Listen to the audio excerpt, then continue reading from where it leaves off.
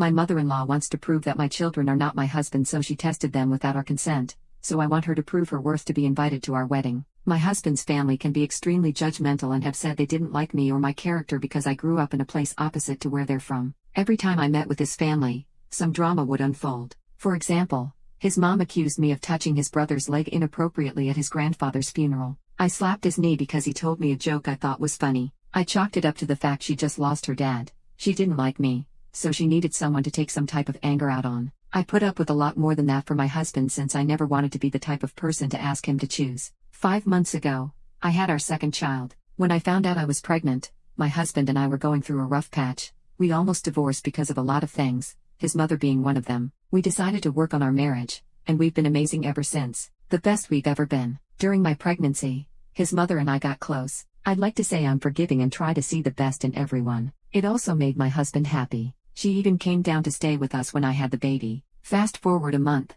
and she called my husband and said she and his dad would love to come and visit since his dad had yet to meet the baby. I thought the visit went well, but while my husband had gone outside to get my toddler's car seat from their rental car, my father-in-law told my husband he needed to swab his mouth to ensure the baby was his. My husband, of course, got angry and asked my father-in-law why they came to visit. My mother-in-law ran outside because she heard them fighting and told my husband it was nothing like that everyone in the family was swabbing their mouths because they were doing a 23andMe. She said my sister-in-law and brother-in-law had done it and wanted him to do it, too. He declined to do one, and we left it. A month after the visit, my mother-in-law called my husband and said she needed to speak with him privately. He went outside for an hour to speak with his mother and returned inside visibly upset. He pulled me to my room privately and informed me that my mother-in-law and father-in-law had swabbed both my newborn's mouth and my toddler's mouth when they had visited. They said that my toddler came back 99.99% related to them, but my newborn only came back 11% related to them. So they felt the need to tell my husband so he could get my newborn DNA tested.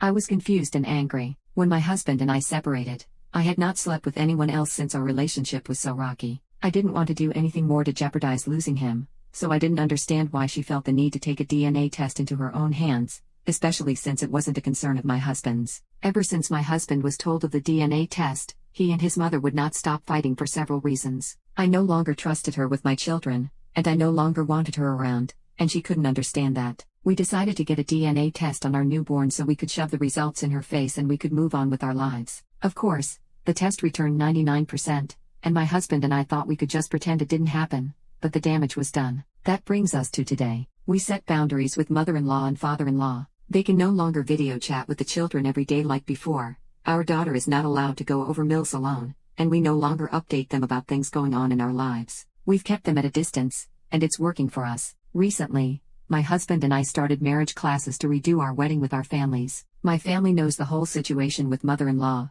and I'm also not her biggest fan, so I told my husband I did not feel comfortable inviting them to our wedding. My husband was upset but understood. We have sent out our save the dates to everyone in his family except mother-in-law and father-in-law. There has been nothing but drama since. She has not apologized. She called me to talk out the situation and explain that I understood her doubt.